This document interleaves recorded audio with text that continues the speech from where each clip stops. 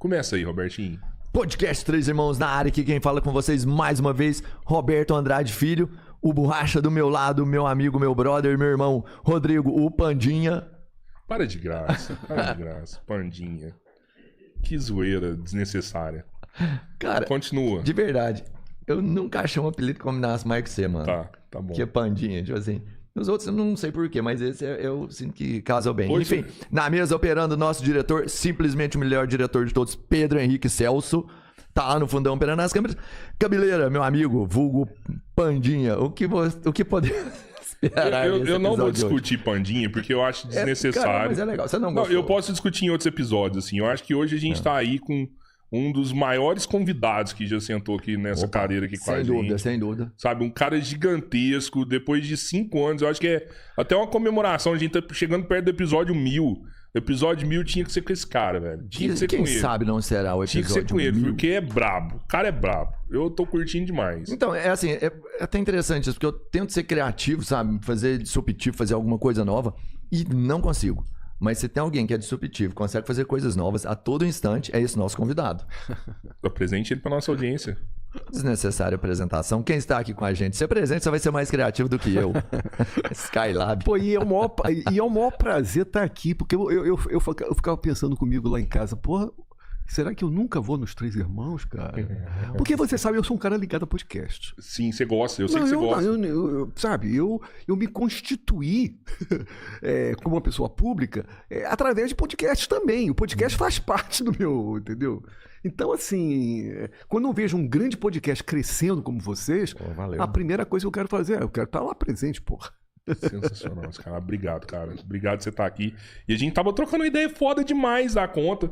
E aí os caras falaram, vamos começar. Então bora começar, mas eu quero continuar onde a gente tava. Então vamos continuar onde a gente tava. E eu tava te falando que muito sábado... intelectual o nosso papo? Não tava muito intelectual, não? Tava. Não, mas vamos retomar? Vamos retomar? Vamos embora. Então tá, eu vou te fazer uma afirmação aqui. Hoje no Brasil, o maior intelectual brasileiro chama-se Haddad. Como assim, cara? Eu não tenho dúvida com isso. Inclusive, é muito curioso quando os jornalistas, tipo Globo News, né, vão entrevistar o Haddad. Cara, dá pena.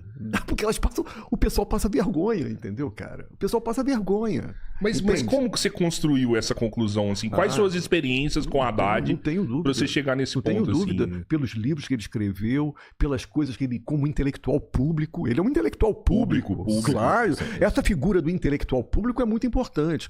E ele é uma pessoa... Cara, é impressionante. Quando você entrevista o Haddad, você tem que estar muito bem preparado, senão tu vai passar vergonha, porra. Tu vai passar vergonha, caralho. Entendeu? Essas figuras são foda, entendeu? Porque você podia pensar assim, o intelectual público muito presente, o Vladimir Safato. Mas o Haddad é mais. O Haddad é foda, cara. Entendeu? O Haddad é foda. E os jornalistas, a maior expressão disso, do que eu tô falando, são a situação, às vezes, que o jornalista fica diante dele, entendeu?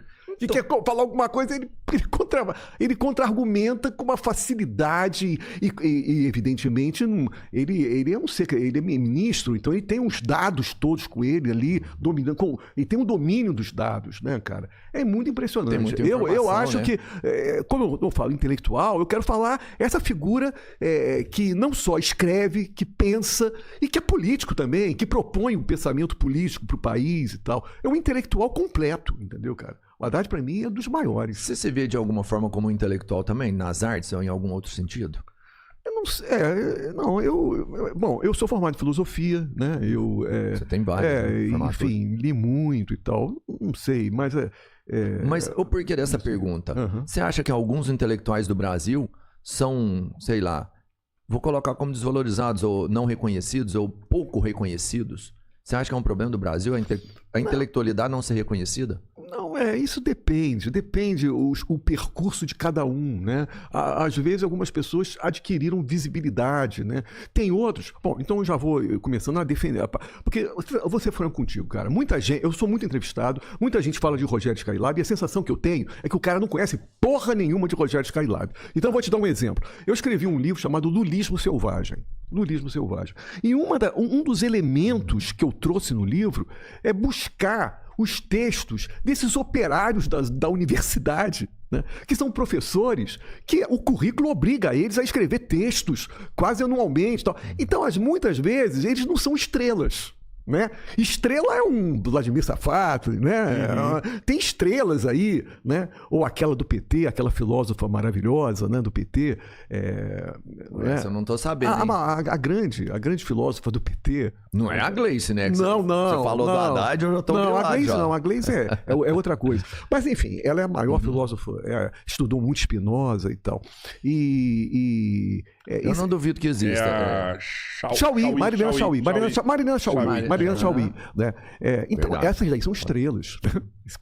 Esses são estrelas. Mas tem outros que são tão intelectuais, como você falou, mas que trabalham mais dentro da universidade. Não são intelectuais públicos. Né? Os intelectuais públicos são esses que estão sempre aí nos podcasts falando, o próprio Vladimir, né? E muitos outros, né? Que estão sempre aí falando em podcasts, né? E que se tornaram intelectual público por causa disso, pela presença na mídia. Mas tem aqueles intelectuais que estão lá na academia, quietinho, dando aula, né? Eles não estão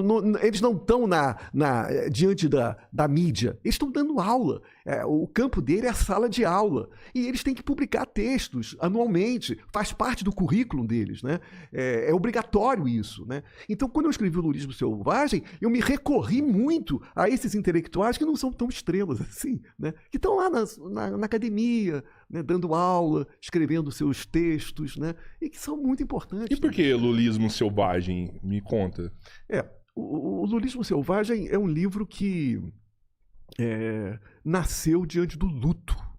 Qual foi o luto? O luto de 2018, né? Esse foi o luto. Que foi a derrota do Haddad para o Bolsonaro, né? E pegou a esquerda de surpresa, porque a esquerda estava acostumada ao poder, né? A esquerda no Brasil está acostumada ao poder, pelo menos até hoje. Pelo menos da Nova República até hoje, a esquerda sempre teve muitos anos no poder, né? É pouco tempo que se acostumaram. Poderia ser mais, né? Mas muitos da direita reclamam. Não, né? mas se você for olhar na história da República, não é nada. Não é nada. Não é nada. Em termos de história, não é nada. Se acomodou nessa questão, acho que eles se acomodaram. Mas a direita justamente reclama disso. Não, chega de estar tanto tempo no poder. Mas, assim, levou uma cacetada em 2018. Sim. E foi um negócio que está acontecendo, né? Eu me lembro que André Singer, Marilena Chauí, Vladimir Safat, foram todos, fizeram uma reunião na USP logo após a derrota para tentar entender por que aconteceu isso. A esquerda foi pega de surpresa. A esquerda achava que, tranquilo, vamos faturar mais uma eleição. E foram pegos de surpresa. Foi diante dessa situação que eu escrevi o Lulismo Selvagem, para tentar entender o que aconteceu, né? Aí eu vou nos movimentos de rua de 2013, né?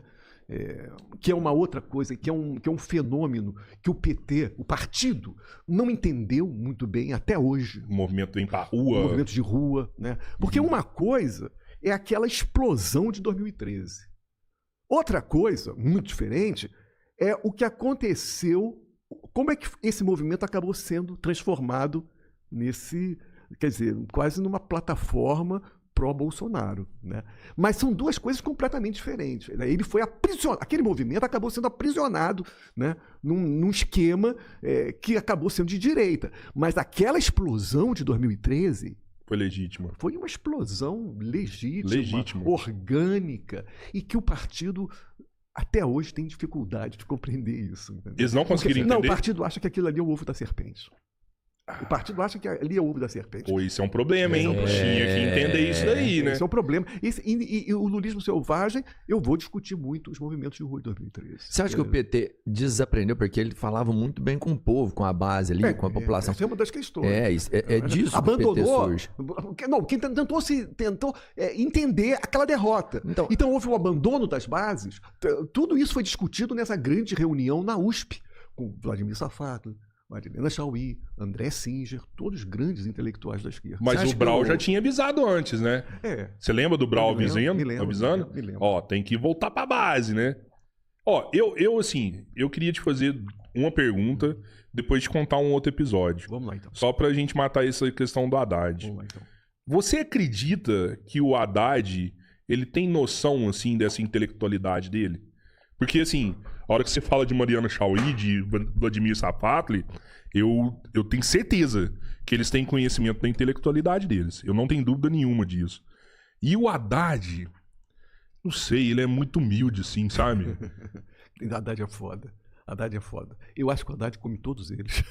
Mas será que ele sabe disso? Todos eles. Mas você acha que ele sabe disso? Eu Ele acho tem que ele sabe. conhecimento disso aí? Ele pode se dar uma... O Haddad, você não pode esquecer que o Haddad, ele está disputando cargo público. Ele não pode... Ele tem que tomar cuidado com essas questões, né? De, por exemplo, arrogância, né? Você vê muitos intelectuais aí extremamente arrogantes. Extremamente arrogantes. Isso daí, para você disputar um cargo público, político, né, cara? Essa arrogância é um perigo. Essa arrogância mais afasta do que aproxima, né? Então eu acho que é pensando nisso que o Haddad tem um cuidado nesse sentido. Mas é óbvio que ele sabe quem é ele. É lógico. Ele é professor, né, cara? Engraçado, eu vou te contar uma história que acontece nos bastidores do Três Irmãos, né? Teve uma vez que um deputado da direita teve aqui, que é o Paulo Bilinski, né? E aí o Paulo Bilinski me contou que ele treinava numa academia em Brasília e ele treinava com o Haddad. Fazia academia no mesmo horário. Ele falou assim, de vez em quando eu converso com o Haddad ali, mas o Haddad não sabe quem eu sou. O Haddad não me conhece. E aí ele já até conversou algumas coisas comigo ali, mas ele não sabia quem eu era. O Haddad esteve aqui um tempo atrás, eu peguei e contei essa história pra ele, né? Falei assim, você não sabia quem ele é? Aí o Haddad falou assim, lógico que eu sabia, cara. Sempre soube quem era ele. Desde o primeiro dia que eu vi ele, eu sabia quem era ele. Sabe por que ele te falou isso daí? Porque eu sempre tratei ele com educação. Eu nunca tratei ele de forma indiferente, mesmo não concordando com absolutamente nada dele. Eu sempre tratei ele como ser humano. E pelo fato de eu não tratar ele como... de eu sempre ter tratado ele assim, ele achou que eu não conhecia ele. Olha que loucura, né? Que doideira isso, né? Que distorção, assim, né? Impressionante. Impressionante. Mas eu acho... então é isso. Outra coisa que a gente tem que falar também, né? Outro dia eu estava pensando nisso, queria colocar a questão do jornalismo, né, cara? Jornalismo brasileiro, né? Porque quando você tem uma certa idade, eu vou completar 70 anos de idade, né, cara? Então, por exemplo, eu vivi bem a época de 68, 69, né? Eu via os jornais independentes que existiam na época. Eu me lembro do Pasquim, né? Só para ficar no exemplo mais notório, né? O Pasquim. Cara, o grupo de jornalistas do Pasquim, cara, puta que pariu, cara. É foda, entendeu? Quer dizer, além de serem independentes, eles não tinham que prestar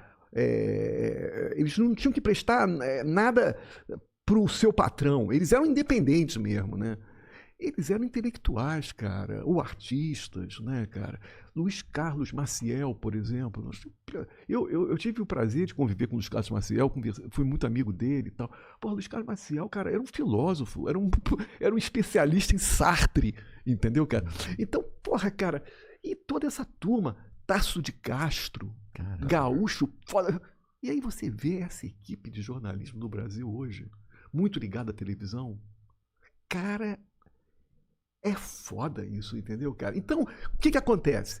Quando vai uma figura de peso, uma figura pública de peso, para ser entrevistado por esse pessoal de hoje, é o caso do Haddad, cara... Eles não sabem o que fazer. Dá até constrangimento, cara. Dá até constrangimento. Dá tristeza, os caras... Então, houve uma queda, entendeu, cara? O jornalismo do Pasquim eram pessoas poderosíssimas, cara. Sérgio Cabral, pai, né? Pai. Sérgio Cabral, eram figuras poderosas, cara. Jaguar, né? Que é uma mistura de artistas, intelectuais. Era um jornalismo pujante em 68, 69, 70, 71, por aí. Você viu hoje o jornalismo, cara? Mas não foi dá uma tristeza. Entendendo, assim, trazendo do jornalismo para onde a gente saiu, que foi do Haddad como um grande intelectual e até uma grande figura política também. Não houve, talvez, com raras exceções, porque ainda existem bons jornalistas aqui, né?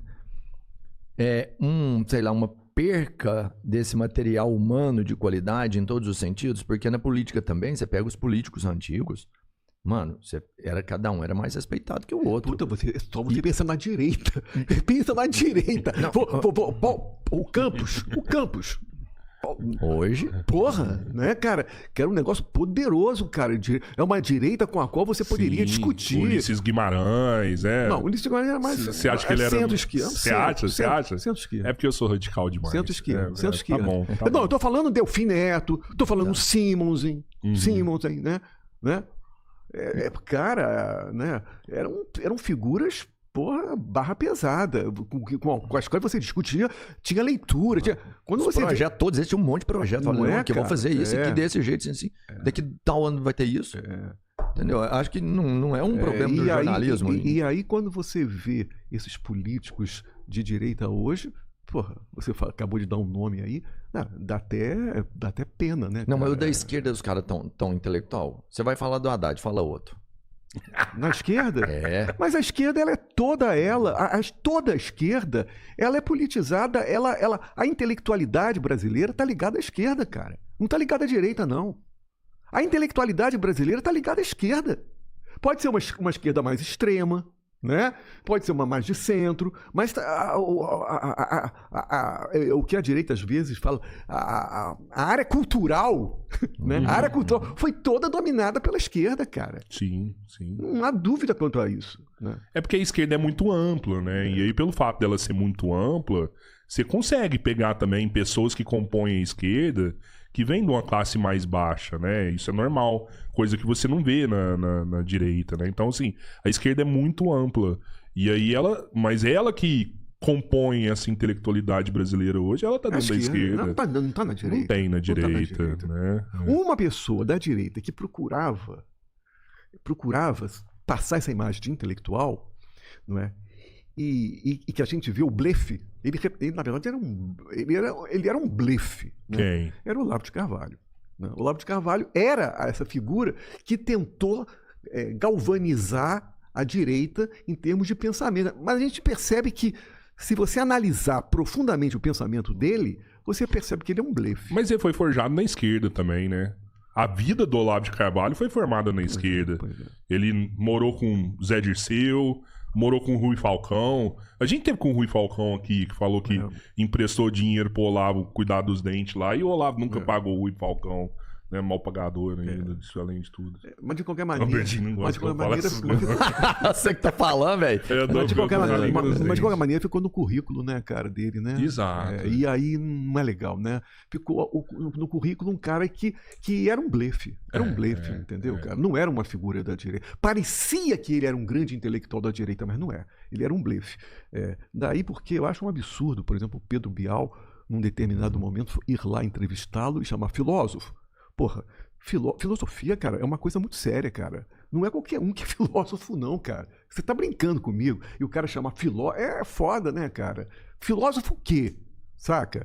Então, aquilo ali me pareceu de um mau gosto total. Chamou aquela figura de filósofo. Mas que obra que ele tinha, que ele, com essa obra, se determinava um filósofo, um pai de uma vertente filosófica? Não, o fato de escrever livros... ele não necessariamente significa... Ele pode ser um... Eu cada vez mais eu estou convencido que filosofia é uma coisa muito específica, né? Você pode ser até um grande intelectual, você pode ter sido um grande professor, pode ter sido um sociólogo importante, né? No Brasil teve muitos, né? Por exemplo, o pai do Chico Buarque, né? O Sérgio Buarque de Holanda, era um grande intelectual, né? Um grande intelectual. A filosofia é uma coisa muito específica. Filósofo, chamar de filósofo, você tem que tomar cuidado, entendeu? Então, o filósofo, ele não é um escritor, ele é um cara que forma uma linha de pensamento. Ele precisa ser pai dessa linha de pensamento. E tem toda uma tradição, entendeu, cara? E as reflexões que ele vai fazer vai ser em cima dessa tradição, entendeu? Não é uma coisa assim, cultura geral. Não é isso, o filósofo não é isso, entendeu? O filósofo é uma coisa específica, entendeu, cara? E por isso que às vezes eu tenho dificuldade de achar que exista filosofia no Brasil, entendeu? Porque aqui no Brasil tem grandes intelectuais, né? Mas um filósofo brasileiro, é complicado isso, né? Porque eu acho que filosofia também não deixa de ser um projeto de Estado. Né? Por exemplo, na Alemanha, na França, o Estado investe em filosofia. Investe pesadamente em filosofia. Aqui no Brasil, não. Entendeu? Então, tudo isso sabe? A questão mesmo do Estado tem a ver com... É difícil você produzir filosofia no Brasil muito em função disso, entendeu? Você acha que o filósofo, ele é um cara que ele vai interferir diretamente não no pensamento de um indivíduo, mas na forma da sociedade de maneira geral. Teria que ser alguma coisa nesse sentido, não, né? sim, porque senão você só é um cara que passou uma ideia. Não é só passar uma ideia. Aí não, aí você... Uma ideia, o sociólogo pode fazer isso. Ou, sei lá, um psicólogo pode fazer isso, um escritor pode fazer isso. Não estou falando disso. Eu estou falando dentro da tradição da filosofia. A filosofia é um campo específico, entendeu? Você tem que refletir dentro daquele terreno ali. Entendeu? Então é muito... Aí você fala... É difícil. Tem filosofia no Brasil? É uma questão. Muita gente vai discordar de mim, entendeu? Mas essa é uma questão. Existe filósofo no Brasil? Existem grandes intelectuais. Isso é outra coisa. Tem grandes intelectuais no Brasil. Mas filósofo, é complicado isso. É complicado. É difícil demais. E engraçado, né? Você falou uma coisa que é verdade, dá para ser constatado. Hoje no Brasil, os cursos de filosofia, na maioria das vezes, ele é a segunda graduação de uma pessoa. E a maioria dos cursos de filosofia não tem as vagas completadas, e quando tem, são pessoas de terceira idade que vão compor esses cursos. Isso foi uma formação que eu tive de um professor universitário, assim, sabe? O cara só procura fazer uma filosofia depois que ele se formou, que tá com a vida tranquila. Vou fazer filosofia. Né? E não é forjado nas ideias e no pensamento desde cedo, assim, né? Tem isso. E outra coisa também que eu queria dizer, existe uma diferença entre ser professor de filosofia e ser filósofo. Claro, total diferença. Entendeu? Total diferença. É isso que eu quero dizer. O professor de filosofia pode, inclusive, ter escrito livros. Sim. Mas não é. Ele não é filósofo. Não, ele não é filósofo. O filósofo, ele tem que abrir um campo original ali, ele tem que fazer uma reflexão, ele tem que estar abrindo um caminho, ele tem que estar fazendo no campo uma picada ali, entendeu? Que nunca ninguém fez, entendeu? O professor, você pode ser um professor de filosofia, um excelente professor, dominar os conceitos de filosofia, escrever livros a respeito de filosofia, mas ser filósofo é uma outra coisa. No nível de conhecimento que a filosofia chegou, ainda tem espaço para novos filósofos? Sempre terá. Eu não sei se no Brasil tem, mas sempre terá. Mas você acha que sempre surge na França, na Alemanha, na Itália, sempre surgem novos diante de tudo que já foi produzido durante todos esses anos? Sim, porque as questões são novas. A filosofia está trabalhando com o real, né, cara? As questões são novas, né? E isso no campo da música também. Isso me leva a pensar o campo da música também. Por exemplo, vou te dar um exemplo. Nessa sinuca, se o filósofo poderia, por exemplo, fazer uma música e interter com isso de alguma forma? Não sei necessariamente. Agora, eu conheço muitos filósofos que são escritores, que escreveram livros de ficção, que escreveram romances, né? Alberto Camus escreveu romances. Sartre escreveu romance e teatro, né?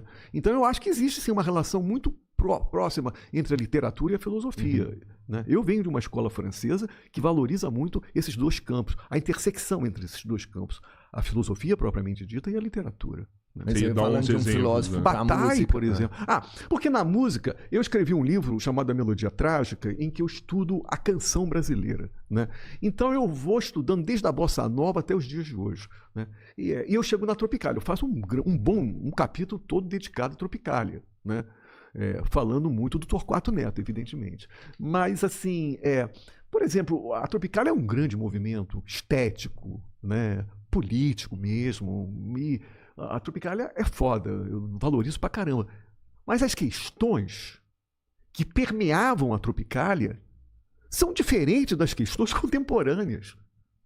São questões diferentes, entendeu? Então, assim, é um perigo. A música, assim como na filosofia, a filosofia está pensando no real. E as questões do real, elas se diferenciam, entendeu, cara? Então, assim, eu acho que sempre vai surgir filósofos, né? Porque ele está pensando as questões contemporâneas. Mas entendeu? Me fala mais... E no campo da música, a mesma coisa. Por exemplo, apesar da grande valorização que eu dou à Tropicália, que eu acho um movimento foda, Caetano, né? Gil, Tom Zé, Torquato Neto, que para mim é o maior de todos, né? Apesar de adorar eles, cara, eu não poderia nunca, como músico contemporâneo, um compositor contemporâneo, repetir o processo deles, claro, porque as questões dele eram outras, entendeu? Nós hoje, contemporaneamente, estamos vivendo outras questões, de outra natureza, né? Até ligado muito à pós-verdade, né? Então são outras questões. Mas eu queria, assim, aproveitar do seu conhecimento. Me fala um pouco mais dessas questões da Tropicália, só pra gente poder aprofundar e depois a gente tentar entender novas questões contemporâneas. Pois é, a Tropicália, ela tinha ela vivia a ditadura militar, né? Ditadura militar, né? O AI-5, né? Em 68, né, cara? Era um clima pesado, né? E tinha a esquerda universitária, né? E tinha a Tropicália. E às vezes havia um embate, porque eram forças ligadas à esquerda, mas que não eram iguais. Então tinham conflitos, né? Da Tropicália com a esquerda universitária. Muito. E o maior exemplo, a maior expressão disso são os festivais da canção. Se você ir lá, tem até um filme falando dos festivais de 68, 69, 70, você vai ver que ali tem grupos que defendem um tipo de música, que quando o Caetano foi cantar É Proibido Proibir, ele foi vaiado, né? Ele foi vaiado e ele precisou produzir um discurso ali e falou, se vocês entendem de política como... se vocês entendem de estética como entendem de política, nós estamos fodidos. Meteu o pau, entendeu, cara? É violento. Então ali você começa a ver nos próprios festivais os grupos de esquerda em confronto, né? Então o tropicalismo, ele viveu muito essa época, época de confrontos, né? De pensamentos ligados à esquerda, né? Mas que se digladiavam-se, né? Não era uníssono ali. Ali não era uníssono. Mas você já pensou que nessa época a música ela não tinha sido sequestrada pelo capital? E hoje a música é totalmente refém do capital? Já pensou sobre isso? É de fato. É de fato. Mas toda a música, não? Não. Isso é uma pergunta boa. Eu também acho. Eu acho que esse cenário de 68, 69, para mim único. É o creme de la creme, né, da música brasileira, entendeu? A revolução eu gosto muito dessa época, que é justamente entre 67 e meados de 70, até 74, 75. Essa área é o momento de ouro da música brasileira. Porque você pode pensar, Transa do Caetano foi produzido quando? Em 72. Acabou Chorare dos Novos Baianos, produzido quando? 75 ou 74. A banda do Ney Matogrosso, o Secos e Molhados, foi produzido quando? 75. De 75 para frente aí já começa a haver uma queda, sabe? A música começa a ficar muito politicamente correta, e em função disso que surge o B-Rock. Que era a revolução dos garotos, né? Porque não estavam aguentando aquela MPB chata da segunda década de 70, né? De 75 para frente. Da segunda etapa. Ali. E aí, por isso, houve a explosão do rock, dos garotos que estavam insatisfeitos com aquele tipo de música modorrenta, né? Que era produzido nessa segunda metade dos anos 70. Você acha que essa parte musical, até pelo contexto, ela motivou as pessoas a perceberem muito mais o que estavam vivendo e acontecendo dentro da política ou não? Sim. E digo mais, né? Aquele pessoal que ia nos festivais vaiar, aplaudir, eram pessoas que estavam ligadas à política. Eram pessoas ligadas e que estavam ligadas à esquerda. É um fenômeno de esquerda. É por isso que eu te digo. É inadmissível na cultura brasileira você pensar na direita. Não existe isso, entendeu? E o maior exemplo é esse. É um dos marcos, né? Os grandes festivais da canção, da Record, né? Os grandes, era a esquerda, porra. É a esquerda toda que está ali, entendeu? Querendo mudar aquela situação, né? Da ditadura militar, né? Era a esquerda toda que está ali. Será que a música popular, a moderna música popular brasileira tem como fundamento, as bases, a esquerda. E isso se reflete até hoje, cara. Isso se reflete até hoje. A questão do sertanejo universitário é uma outra história. Não faz parte dessa história da música popular brasileira. A música popular brasileira tem um legado, o legado da esquerda. Entendeu? Em todas as regiões? O rap seria a continuação desse legado na modernidade? Ainda tem pessoas que ainda vivem... O rap canta a dificuldade. Tem pessoas que vivem esse legado ainda, né? Você pensa o hip hop, né? Você falou do Mano Brown, né? Poxa, são figuras ligadas à esquerda, né, cara? Toda essa turma nova, Criolo, Tulipa Ruiz, né? Toda essa turma eles mantêm esse legado da esquerda. A MPB está ligada à esquerda. A sertanejo universitário é outra história. É outra história. A maior história que a gente tem hoje é o sertanejo, não? E aí, quando você fala do capital... Musicalmente falando, e aí eu vou retomar a pergunta dele, que ele falou, mas a música hoje está ligada ao capital. Vamos dizer, está ligada ao agro, né, cara? Entendeu? Quero dizer, está ligado ao agro, né? É aí que rola dinheiro. São nas prefeituras, né? Pagando cachês imensos para essas duplas, né? É ali que rola o dinheiro. O dinheiro está rolando ali, cara. 800 mil de cachê, 1 milhão de Quando você cachê. fala no capital, eu penso nisso aí. Entendeu? Mas não é nem só nos shows, ô Skylab. Você pegar no Spotify, você quer estar com a música ranqueada, você tem que pagar pra ela ranquear. E quem tem dinheiro pra pagar, né? E assim, hoje você não tem músicas que duram décadas, né? As músicas hoje, elas duram semanas, né? Hoje você faz uma música, daqui 5 semanas, se você não tiver emplacando outra, você já não é o melhor artista. Você sabe, é muito interessante isso, porque justamente por eu ter vivido muito a época... Eu vivi a época das grandes canções, né, cara? Das grandes canções, né? Canções que duram até hoje. Até hoje. Secos e Molhados, né? Caetano, Geraldo Vandré, Tom Jobim, Chico Buarque. São grandes canções, né? Que estão no imaginário. Agora, veja, um compositor hoje.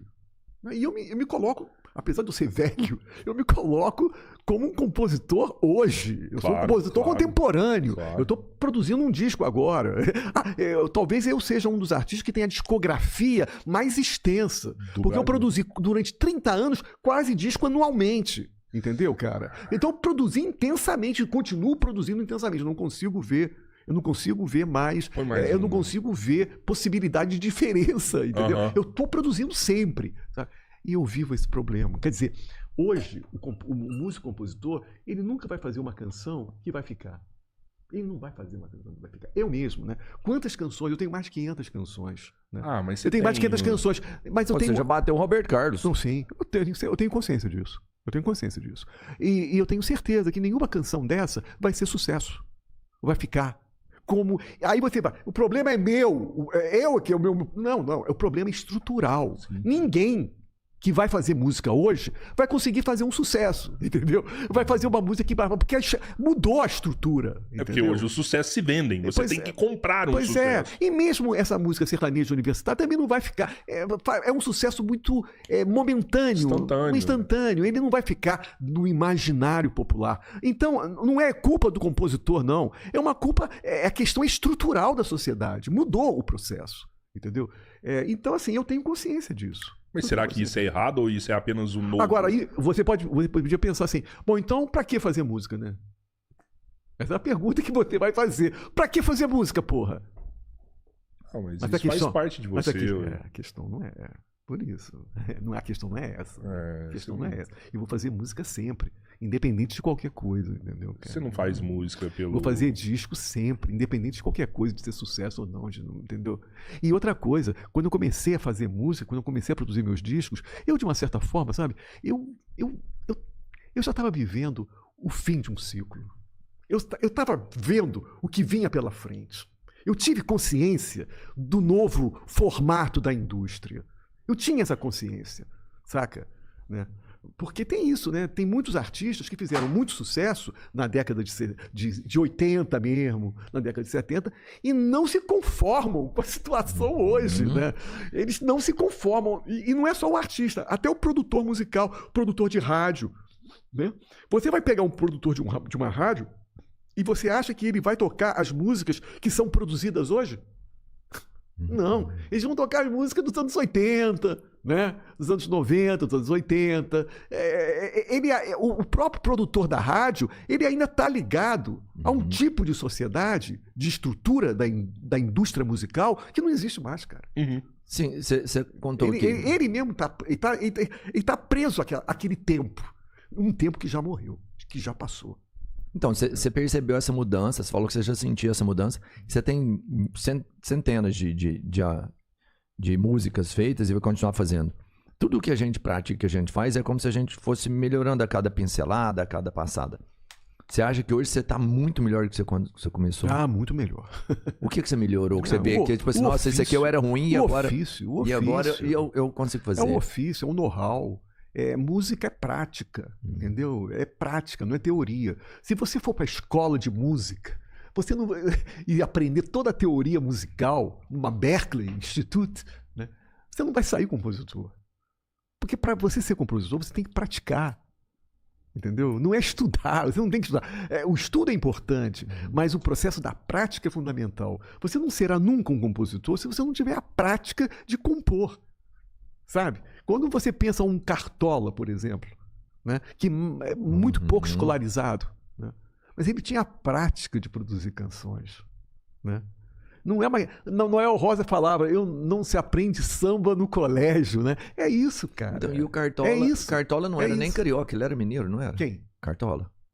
Eu não sei. Mas ele se caracterizou como um morador da Mangueira, no Rio de Janeiro. Não sei. Foi uma dúvida, eu acho que talvez eu soubesse. É porque realmente, assim, o estudo e a prática é que vão fazer. Mas existe uma coisa que é também como se fosse um dom, cara, que é... Você nasce com isso em você, sabe? Mas você sabe... A parte artística tem que ser assim, eu imagino. Qual é o seu nome? Robertinho. Eu não acredito muito em dom, sabe, cara? Olha que loucura isso que eu vou falar pra você. Como artista, não acredito muito em dom. O dom é uma palavra perigosa, sabe? Por quê? Porque o dom pode te levar a uma ideia conceitual complicada, que é a ideia de gênio. Você está me entendendo? E essa ideia não me desce. Eu não absorvo essa ideia. Essa ideia é perigosa, inclusive é perigosa essa ideia. Você acha que gênios não existem? Eu acho que não. Eu entendo eu acho que a escola... Você quer estar vendo? Eu já discuti isso no Provocações com o Marcelo Tassi. O gênio precisa substituir a falta de empenho do Estado, por exemplo. Quando eu falei da filosofia, eu posso falar da música também, entendeu? Diferente da sociedade americana, o Estado investiu na música, entendeu? Ali você vai formar grandes músicos. Sim. Entendeu? Então, é triste um país que precisa de gênios. Porque o gênio expressa exatamente a carência do Estado, né? Quantas pessoas não poderiam ser grandes músicos, né? Que ficaram aí ao relento. E mesmo, e você quer saber, eu conheci grandes músicos que viveram o mesmo processo que eu, né? Que a minha grande tragédia, e quando eu falo tragédia, eu entro numa outra seara, né? Que é o seguinte, eu não consegui entrar no cast de uma grande gravadora. Uhum. E isso é terrível. Vou te explicar por quê. Porque na sociedade, na indústria brasileira, durante uma época, década de 70, 80, 90, 2000, aquela época, né, de ouro da música brasileira, né, em que as indústrias fonográficas faturavam demais, né, hoje nem tanto, né, o que acontecia era o seguinte, havia um vínculo entre a gravadora, a rádio e a imprensa escrita. Entendeu?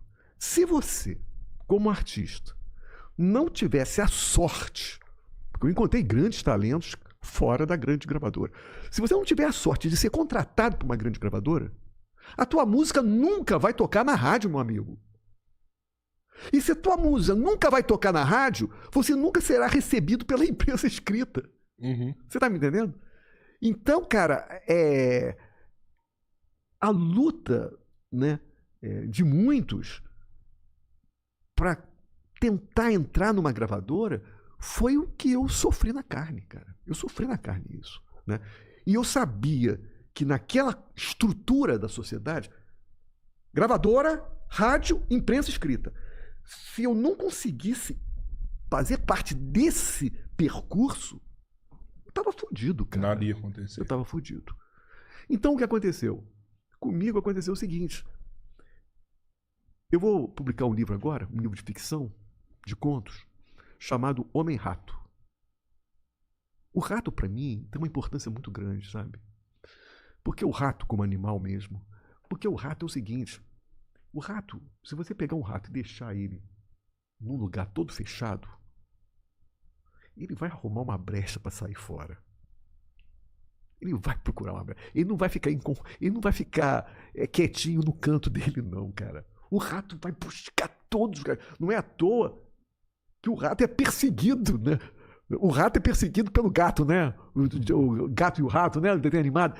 O rato tá sempre em fuga. E tá sempre arrumando um buraco para tentar sair daquele ambiente fechado. Né? Então, eu vou publicar um livro agora chamado Homem-Rato. Vai sair agora, no próximo mês, pela Cotter Editorial, uma editora de Curitiba.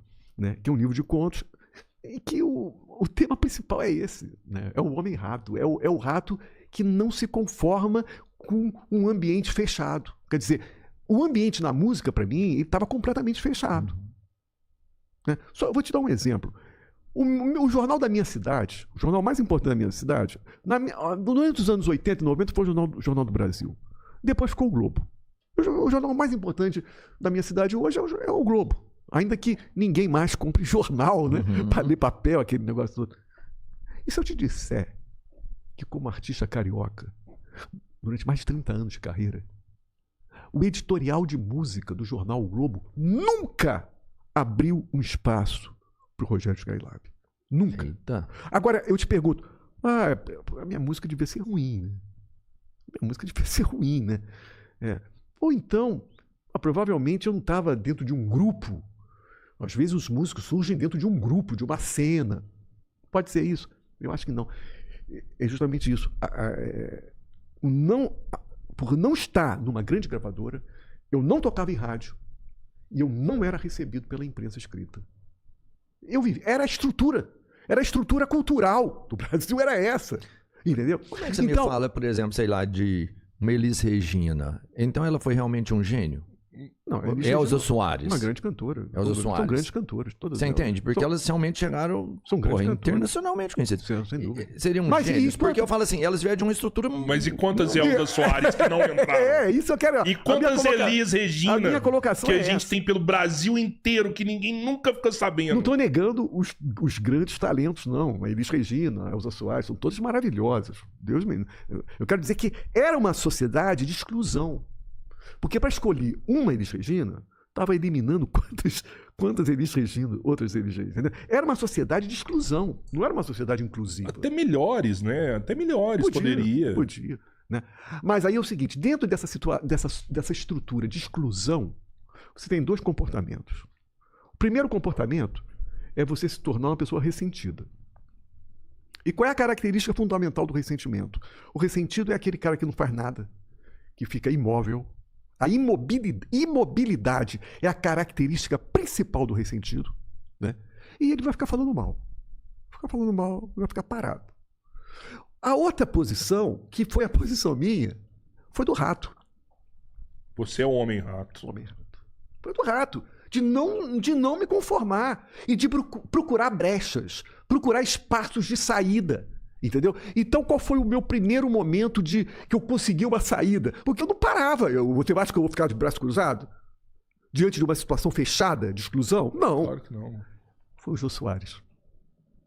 O Jô Soares foi o primeiro momento.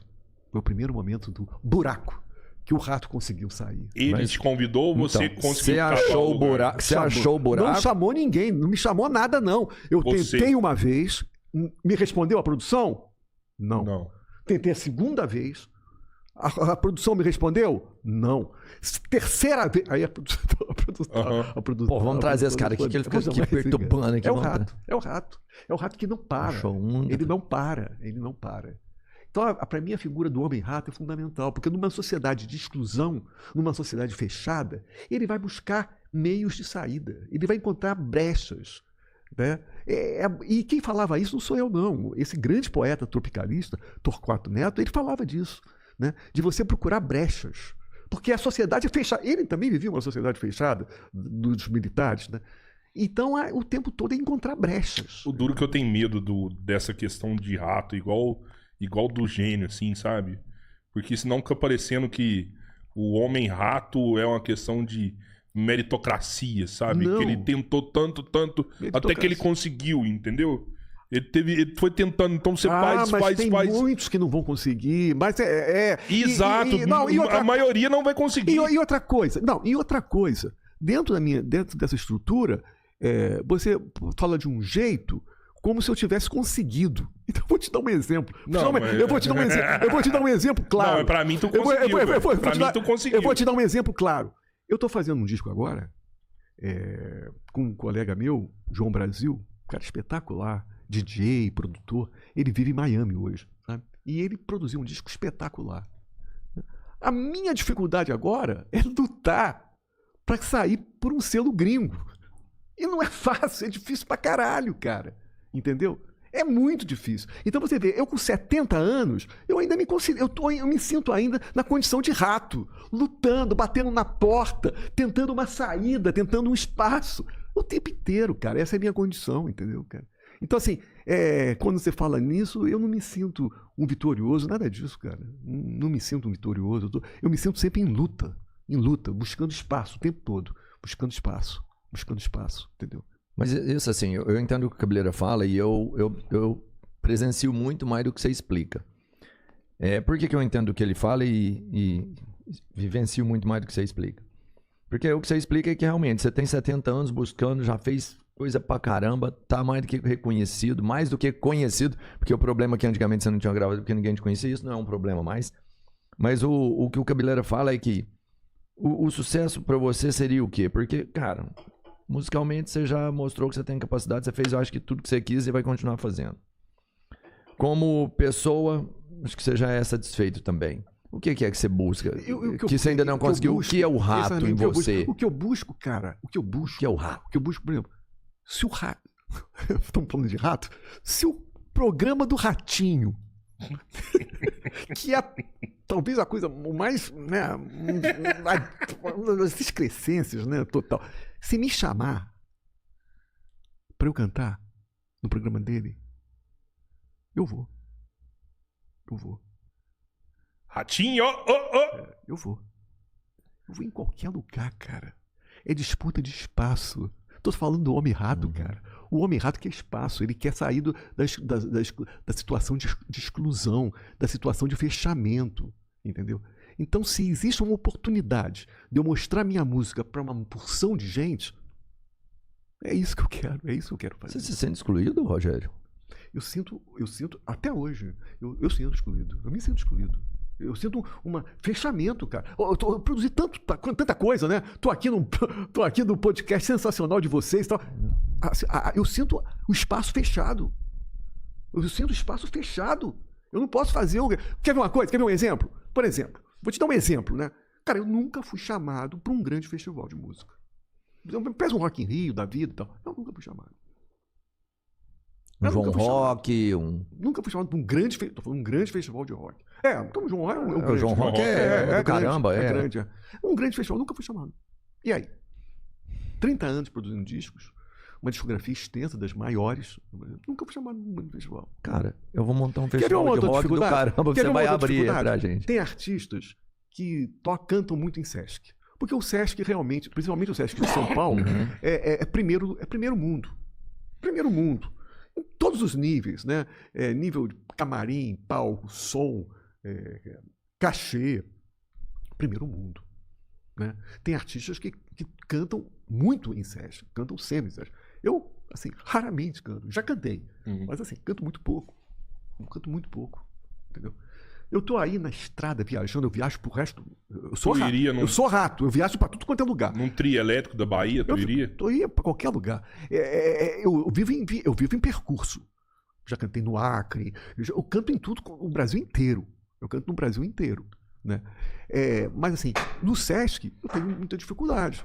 Aí eu vou ficar chorando pitangas? Não, cara. Eu vou arrumar botecos, eu vou arrumar lugares para fazer show. Tô sempre em movimento. Você tá me entendendo? Eu tô sempre em movimento. Eu nunca vou ficar lamentando. Eu não vou ficar parado lamentando. Entendeu? Eu sou rato, caralho. O Skylab não é o nome de um festival? De uma música de um festival que você... Não. Você Skylab é uma... Não. Eu fiz parte de um festivalzinho, mas nem... Eu fiz parte, assim, é um festival antigo em Juiz de Fora, de concurso para tirar o primeiro lugar. Então, enquanto o júri estava escolhendo lá, eu entrei no palco e comecei a cantar umas músicas, entre elas o samba do Skylab, que eu nunca gravei. Né? Eu nunca gravei porque eu não gostava desse samba. É assim... Parece que tudo carece de exatidão, enquanto que o samba não for feito com coração. Por isso tá tudo ruim, você é quem me faz assim, nas cordas do meu bandolim, laia, laia. Boa. E olha só, eu nunca gravei essa música, mas as pessoas começaram a me chamar de Rogério, meu nome, Sim. Skylab.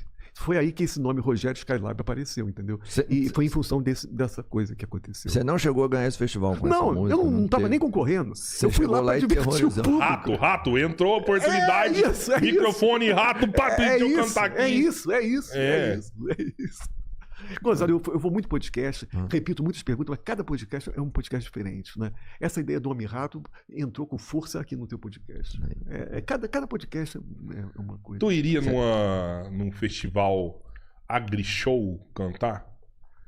AgriShow Ribeirão Preto do lado de... Eu vou cantar em Ribeirão Preto agora. Gustavo Lima, Jorge Mateus. Não tem preconceito, cara, iria. Porra, seria uma felicidade.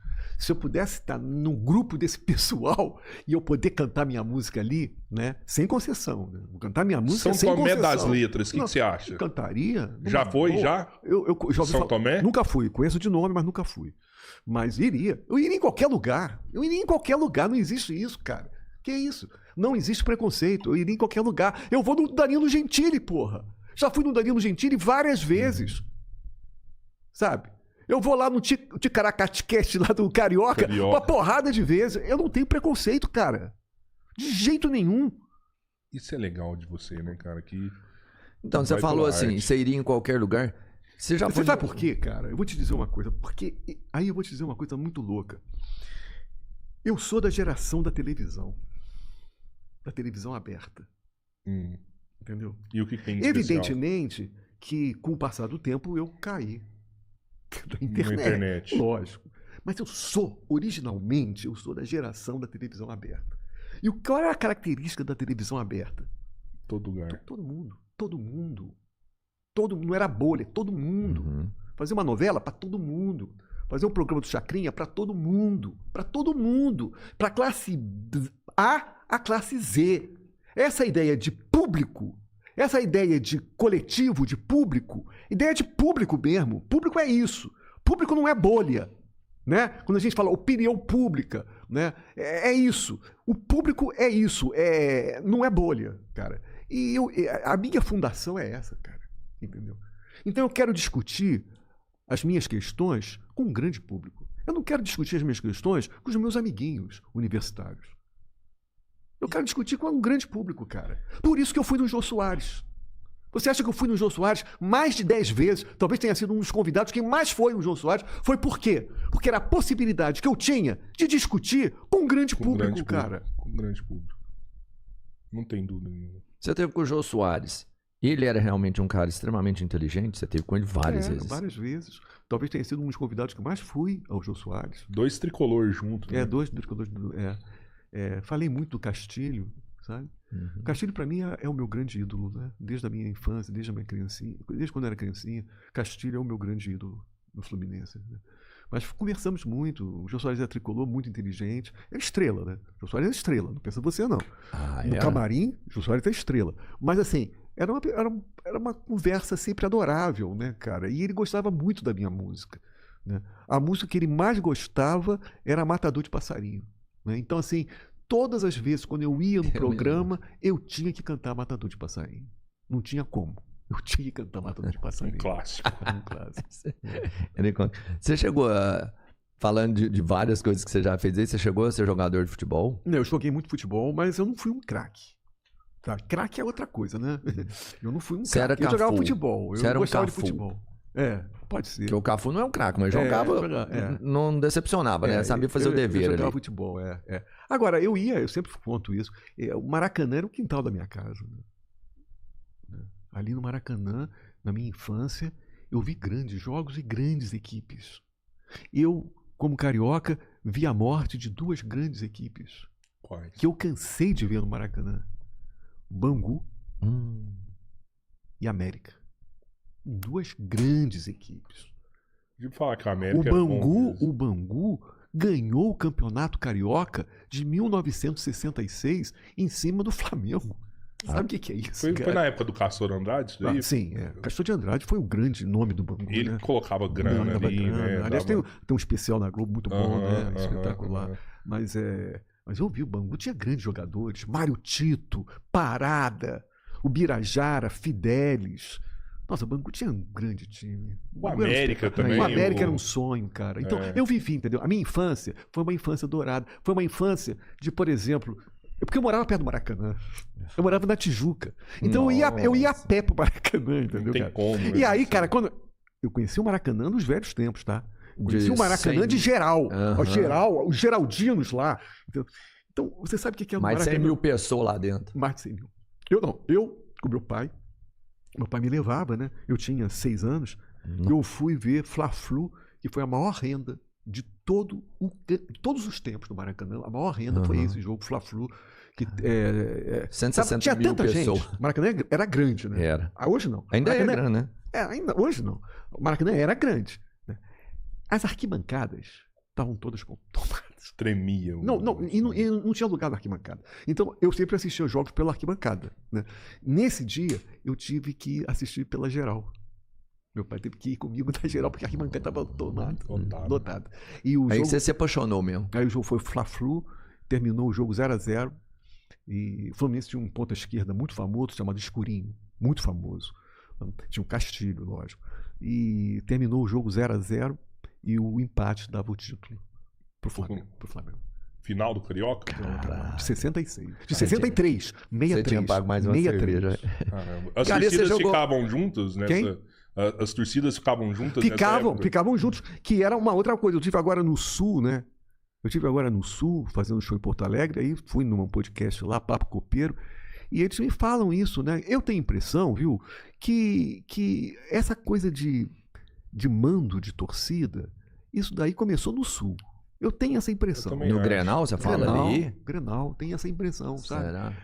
Eu tenho impressão. Porque nessa época, quando eu era criança, no Maracanã, era pau a pau, cara. Você vinha ver Fla-Flu, metade do Maracanã era Fluminense, outra metade era Flamengo. E não tinha divisão, não tinha nada, eles ficavam juntos. Divisão, né? Tinha divisão? Tinha divisão. Agora, mas não dava treta igual dá hoje, assim, os caras iam embora de boa, não ia não? Mas sabe o que acontece? Dava treta, assim.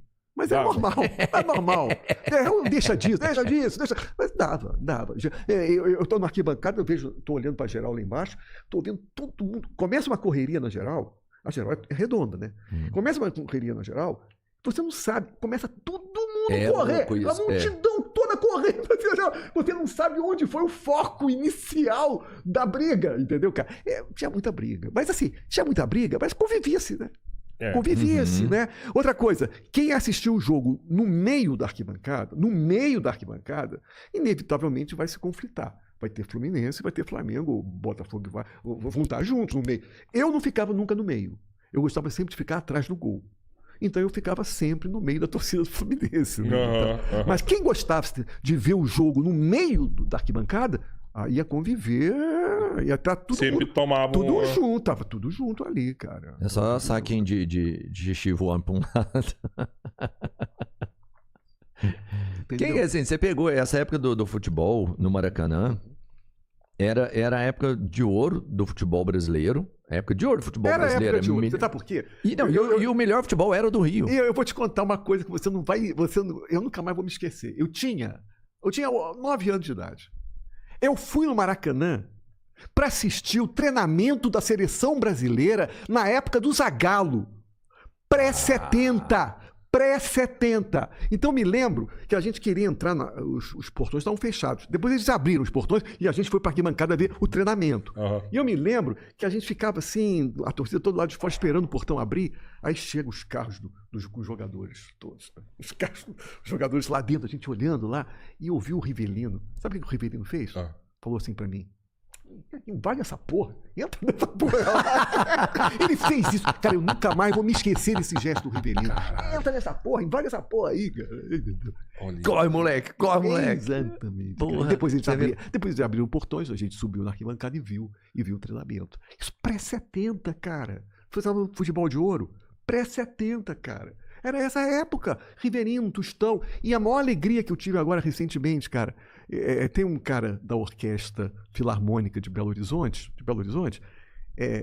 muito meu amigo, e ele diz que o Tostão sempre está lá vendo as apresentações da Filarmônica. E ele ficou muito amigo. Aí ele falou, Rogério, escreve um negócio pro Tostão. Eu falei, pô, Tostão, cara, você é um... Eu falei, né, Tostão, você pra mim foi uma grande... E eu acho mesmo. Eu acho que na Copa de 70, depois do Pelé, Tostão? Pra mim foi Tostão. É mesmo? Eu acho. Pra mim foi Tostão. Eu revendo, eu chego a essa conclusão. Rivelino era craque, Paulo César Caju era craque, mas o Tostão era foda. De todos os tempos, assim, depois do Pelé no Brasil, Tostão você acha era que é o Tostão? foda. Tostão era em 70 foda. só, Não, tá, né? mas agora eu tô perguntando de todos os tempos, assim. Não, aí é complicado, porra. Porque o Pelé é o rei. Eu vou Pelé falar. é o rei. E Ronaldinho Gaúcho vai ficar onde aí nessa história? E Zico vai ficar onde nessa história aí? É complicado de todos os tempos. Mas eu digo o seguinte, naquela Copa de 70, depois do Pelé, o grande homem inteligente ali era o Tostão, Sim. que atraía a defesa para um lado, deixava o Jairzinho livre no outro. Era foda. E não é que eu escrevi, né? Eu falei, ô Tostão, falei no vídeo, né? Esse da Filarmônica. Eu falei, Tostão, porra, cara, eu acho que você nunca vai me responder, mas quero dizer o seguinte, Tostão, cara, eu me lembro daquele jogo Cruzeiro e Fluminense no Maracanã. Na época que o Fluminense tinha Félix. Era ali, 71, 72. E o Tostão fez um gol de falta, de longe, cara. A bola entrou lá no ângulo, sabe? E eu não sei se você vai se lembrar desse gol, Tostão. Falei assim, por falar. Uhum. Como é que o danado respondeu, cara? E falou, Rogério, eu conheço muito você nas participações do Jô, conheço muito você, poxa, que alegria estar falando com você. E olha, me lembro muito desse gol. Você falou assim. Cruzeiro nessa época, puta que pariu, cara. Máquina. Era Cruzeiro, tô falando de 70, tá? Sim. Cruzeiro, Santos e Botafogo. Esses três é a base da seleção brasileira, meu amigo. Você vê, Tostão, Cruzeiro deu Piazza, deu Tostão, porra. Piazza e Tostão, cara. Entendeu? A base da seleção brasileira de 70 era Cruzeiro, Santos, Botafogo. Botafogo era bom, assim. Botafogo era foda. Botafogo era um negócio de louco. Eu tinha um programa Matador de Passarinho, né? Que eu apresentava no Canal Brasil. E aí eu chamava mais artistas, cantores, assim, artistas de um modo geral. Mas eu chamei alguns jogadores. E chamei o Paulo César Caju. Pro programa? No programa. E o Paulo César Caju se lembra desse jogo, de 1971, que o Fluminense foi campeão carioca em cima do Botafogo com um gol que o botafoguense acha que foi um gol roubado. E o Paulo César Caju, foi roubado. O cara empurrou o goleiro. O Marco Antônio empurrou o goleiro, o Birajara. Aquele Romualdo Arpifira é um filho da puta. E o Paulo César Caju fica com raiva, porque o Paulo César Caju jogou nessa partida. E o Botafogo entrou com salto alto e acabou perdendo o Campeonato Carioca. O Fluminense ganhou de 1-0. E tu já fez alguma música pro Fluminense? Já? Ah, nunca, cara. Mas cantei o hino. Tá no meu disco Skylab Trachtenberg, volume 1. Cantei o hino do Fluminense numa levada...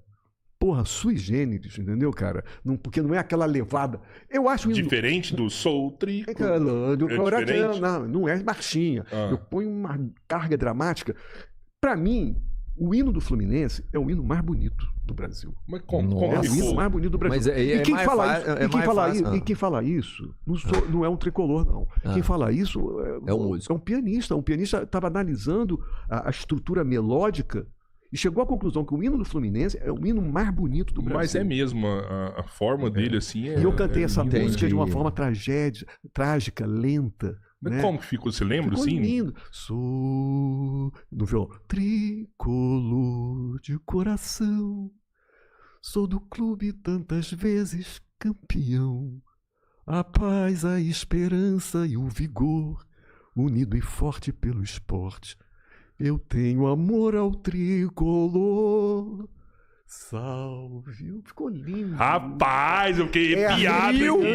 Fiquei arrepiado. Aqui. 1000 vezes melhor que o original. Porque o original é uma bosta mesmo. Que uma bosta, Roberto. O original é uma bosta. Vai cagar, Robertinho. Sai fora. Não, é sério. Mas ficou bonito. E agora sim, tirando a comédia de que o original realmente é horrível, essa versão ficou realmente... Ficou bonito. E o time do Fluminense nunca te chamou pra tocar isso lá, pra cantar isso lá? Não, assim, teve o NetFlu, que é ligado ao Fluminense Televisão, né? NetFlu, né? Que é ligado à mídia do Fluminense. Sim, o canal de internet. Foi na minha casa, fiz um documentário, né? E foi muito bonito. De vez em quando eu coloco esse documentário no meu Instagram, porque foi muito emocionante. Até hoje, quando eu vejo esse documentário, uma lágrima desce dos meus olhos, porque foi muito bonito. E ele reproduziu esse jogo Fluminense-Botafogo radiado pelo Valdir Amaral, que era um grande radialista, né? Espetacular. Nessa época tinha 2 grandes radialistas, Valdir Amaral e Jorge Cury, né? Valdir Amaral na Rádio Globo, Jorge Cury na TV Tupi. E eu faço uma homenagem na música Cigarro para o Valdir Amaral, que eu falo assim... Ele começava, né? Quando o Valdir Amaral chegava no microfone, o jogo ia começar. Né? Antes ficava lá, os repórteres em campo, né? Falando, comentarista. Quando o Valdir Amaral abria, ele falava assim: você, ouvinte, é a nossa meta. Pensando em você que procuramos fazer o melhor. Domingo é dia de esporte. O domingo é nosso. Era assim, era lindo. Ele abria, né? Aí vai começar. E eu coloco isso na minha música. Assim mesmo, radiando dessa forma, falando dessa forma, na música do cigarro. E epitava muito. Por que chama cigarro? A música Cigarro foi o seguinte: eu ia muito no centro da cidade e encontrava um camarada lá que era tipo um cara que ficava na rua. Assim, um andarilho. Um morador de rua. E o prazer dele era pedir cigarro o dia inteiro. Tem cigarro aí? Tem cigarro aí? E ele fumava mesmo. Ele passava o dia todo assim, todo sujo, de short, todo sujo, pedindo cigarro, né? Ali foi o mote para eu cantar, fazer a música, né? Ei, tem cigarro aí? Cigarro, tem cigarro aí? E aí eu vou começando a falo várias coisas, né? E depois eu falo, no final eu falo: e Jesus chegou para Lázaro e ordenou: ressuscita-te.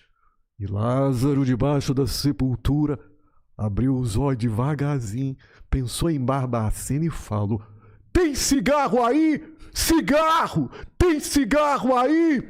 E começa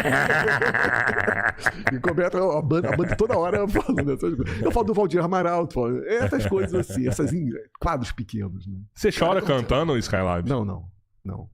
Chorando. Não se emociona, eu não choro, não, porque eu tenho que estar muito atento, porque são muitas letras, é muito grande, sabe? É muito texto, então eu tenho que ter uma boa memória, eu não posso me emocionar muito, não.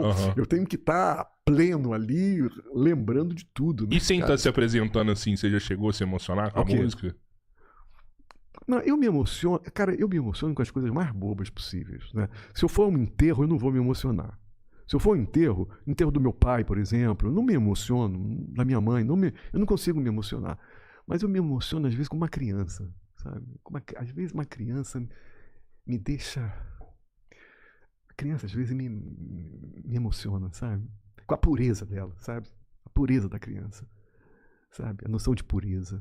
Às vezes um filme pode me levar às lágrimas, entendeu? É isso. Você lembra quando foi a última vez que você se emocionou com uma criança, por exemplo? Que foi eu me emociono com a minha neta o tempo inteiro. Eu me emociono com a minha neta o tempo inteiro, entendeu? Você convive muito com ela? Muito com ela. A Alice tem 6 anos. Desde pequenininha. É impossível. Nessa idade, então, assim, porque criança é uma coisa muito louca.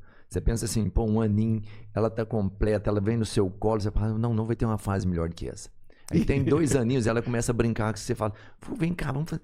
Aí você fala, não, agora tá no mar. Aí com 3 ela fica mais inteligente. Aí com 6 ela já consegue te entender de uma forma diferente, brincar mais completa. Não passa, né? Enquanto é criança, Não passa. você vai ficando Não passa. muito louco. E porque no caso da minha neta, é espoleta, né? Minha neta é foda, cara. É espoleta. É levadíssima. É levadíssima. Não para. Então podia, assim, né? Mas não adianta, cara. A gente tem um amor nisso, né? Às vezes essas crianças muito ativas, às vezes emociona mais a gente, né? Porque são muito espertas, são muito vivas. Você vê muita coisa sua nela? Não. Ela é diferente. Ela tem muito da minha mulher, cara. Da Solange. Ela tem muito da minha mulher, sabe? Ela tem muito da minha mulher. Porque é né? paciente ou ela é... Ela é encrenca? Não, ela é irrequieta. Ela não... Irrequieta, ativa o tempo inteiro, né? Então, e tem muito da minha mulher. Minha mulher é muito assim. Mas você não me parece ser um cara calmo, não. Você me parece ser irrequieto também, assim, sabe? Acelerado, até, igual você fala assim, eu tô fazendo a música no mesmo instante que eu tô aqui, eu tenho que entro com uma pegada muito forte, sabe? Cara, mas aí eu vou te falar uma coisa. Aí é porque são planos diferentes, tá me entendendo? Eu tô falando do rato que quer sempre arrumar um buraco, que tá sempre em ação. Mas eu nunca poderia ser um compositor se eu não fosse preguiçoso, entendeu, cara? A preguiça é fundamental. A preguiça é fundamental, sabe? Como é que eu vou fazer uma música?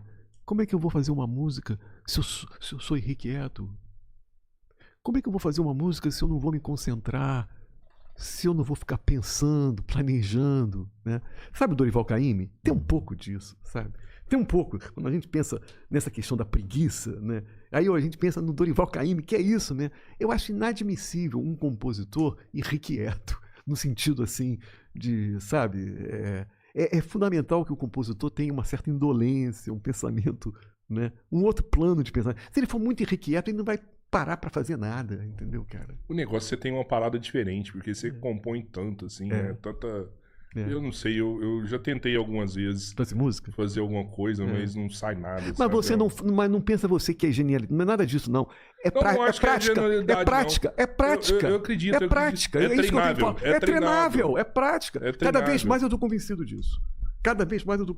Mas eu acho que às vezes as pessoas elas conseguem encontrar os melhores métodos, porque é treinável, mas existem métodos diferentes para você fazer, né? Às vezes tem uma pessoa que gosta de ter L mais um para compor, às vezes tem outra que gosta de compor em dois, né?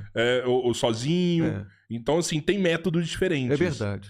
Mas talvez tu encontrou um método que funciona muito bem para você, porque a quantidade de composições que tu tem aí talvez o artista brasileiro que mais tenha composições.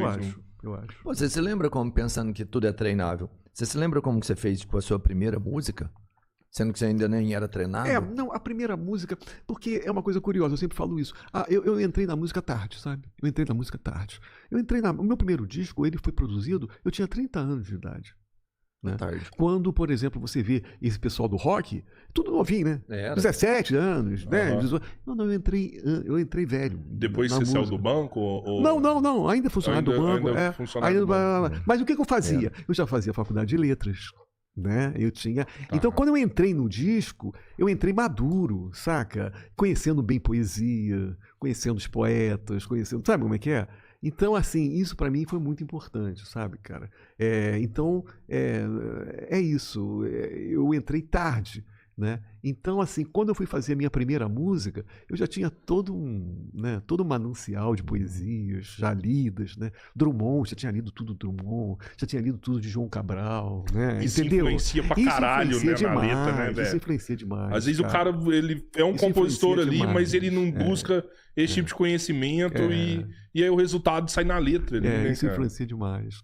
Então eu tinha toda uma experiência com letras, filosofia, sabe, leitura, eu tinha muito isso. A leitura tá ligada muito à minha música, né? A minha música tá muito ligada à leitura, às coisas que eu li, né? Tá muito, é uma relação muito próxima. Né? Sabe que, voltando no começo aqui da nossa conversa, você tava falando do quanto a Tropicália contribuiu para aquela época. Eu sempre fico pensando se a música pode ajudar o Brasil a mudar de novo, assim, sabe? E eu vejo que a única solução de mudar o Brasil de hoje seria com a música junto. Mas eu acho que os nossos músicos não estão preparados mais pra essa mudança igual os músicos de antigamente. Você sabe, eu me esqueço sempre do teu nome. Rodrigo. Você sabe o que acontece? Eu acho, Rodrigo, que esse tipo de pensamento é um pensamento equivocado, com o qual eu discordo. Obrigado. Você sabe por quê? Porque eu acho que a música brasileira, ela é fortíssima. Hoje. Falando hoje. Hoje. Só que a gente não tem contato. A gente não sabe. Por causa disso. Antigamente, a televisão falava para todo mundo, né? Então você viu os grandes festivais aparecendo na televisão Record, na TV Record. Falava para todo mundo. Hoje, para você encontrar uma música interessante, você vai ter que pesquisar. Porque vai estar preso numa bolhazinha ali. Totalmente segmentada. Entende? Então é um equívoco você dizer, por exemplo, que hoje não se faz música tão boa quanto antigamente. Isso é um erro. Não, as músicas de hoje, existem músicas boas, sim. Eu só não acredito que elas podem ser úteis para mudança de uma sociedade hoje. Isso eu não acredito.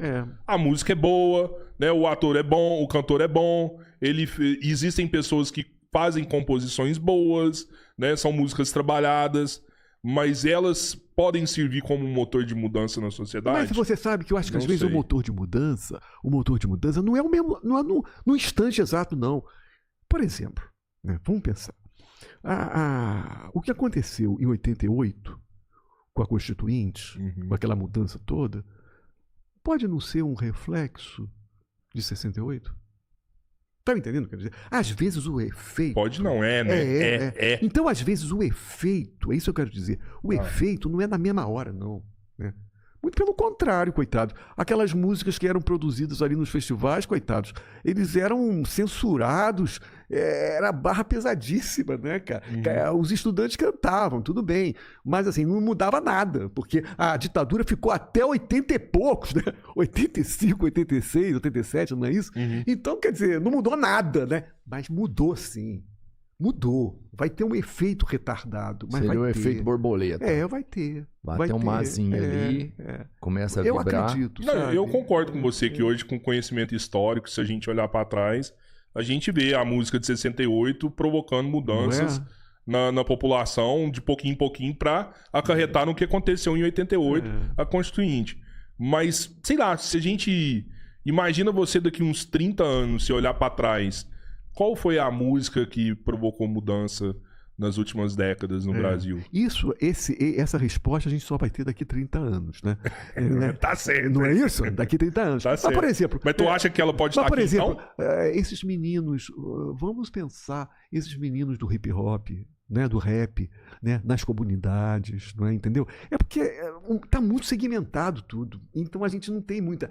Antigamente a televisão dava o geral para todo mundo, né? Hoje as coisas acontecem de forma segmentada, no seu bairro, na sua comunidade, entendeu? Então provavelmente aquela música, aquele hip hop do Mano Brown, ou de vários outros, né, Djonga, né, talvez esteja mexendo com aquela comunidade, com aquele bairro, entendeu?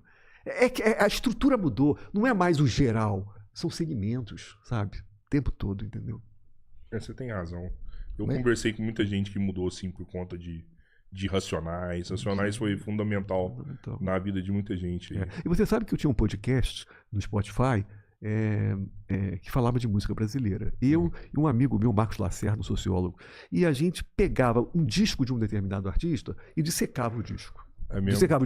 E a gente pegou dos anos 95 até os dias de hoje, né? O programa interrompeu-se, e eu lamento profundamente, porque era um programa maravilhoso, eu gostava muito de fazer, queria que esse programa continuasse, não é? Mas, enfim, foi interrompido. Mas o que a gente fazia era isso, era pegar um disco de um determinado artista e dissecar. Aí pegava de no outro programa, no outro episódio, pegava de um disco de um outro artista, e assim... E a gente abriu esse podcast com o disco do Mano Brown. Dos Racionais, né? Para tu ver a importância. Se dissecar ali é uma importância absurda. E vocês faziam todos os estilos musicais, ou eram só músicas que tinham de alguma forma... Porque sabe o que é? Quando eu falo MPB, música popular, eu não estou pensando em gênero.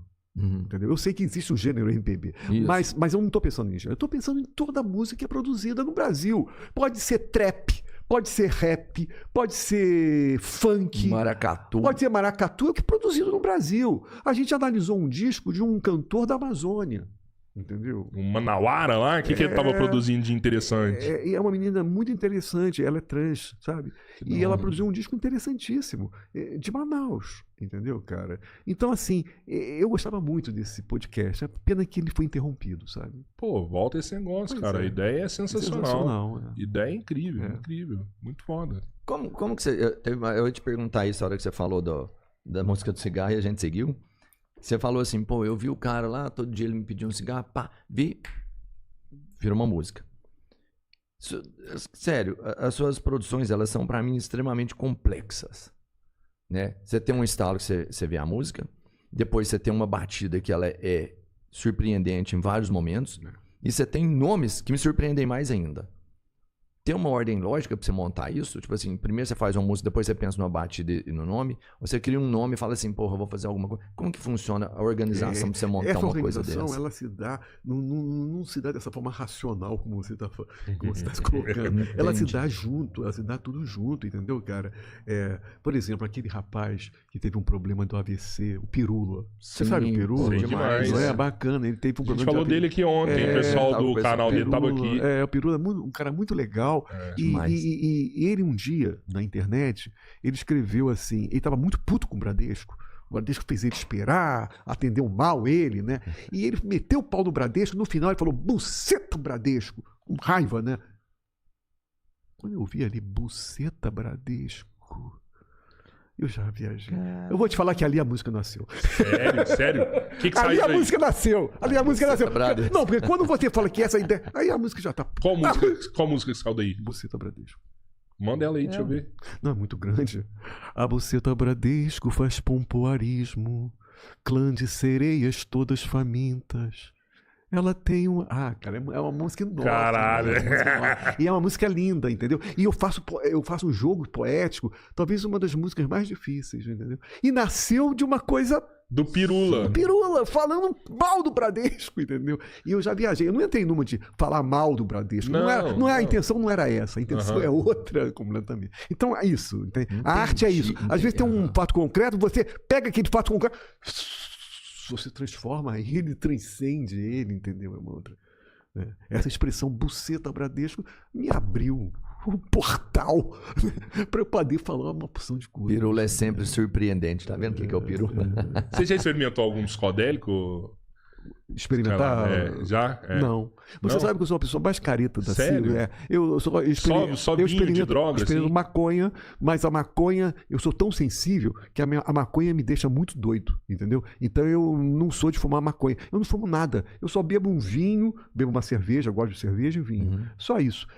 Droga, cara, a maconha mexe muito comigo, cara, entendeu? Eu fico muito... Sei lá, cara, é uma questão orgânica. Uma questão orgânica. Doido de não conseguir conversar com ninguém? Não, converso, mas não é no meu natural. Tá. Entendeu? Tá. Quando eu tomo um vinho, por exemplo, me flui mais naturalmente. Então. Mas a maconha doido demais não é o nível de ver um jacaré de 8 pernas. Não, é isso.